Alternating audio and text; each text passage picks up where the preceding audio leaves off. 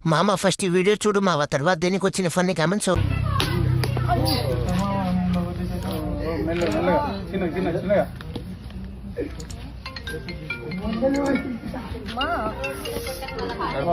కింద కొట్టి రోడ్డు మీద సురుకు సైడ్ ముట్టుకుంది. A few moments later. Vishal చూసారా, కొబ్బరికాయ కొడుతుంది ఇక్కడ. సౌండ్ ఏంది అలా వస్తుంది మామ? కొబ్బరికాయకి పొగ ఎలా వస్తుంది మామ?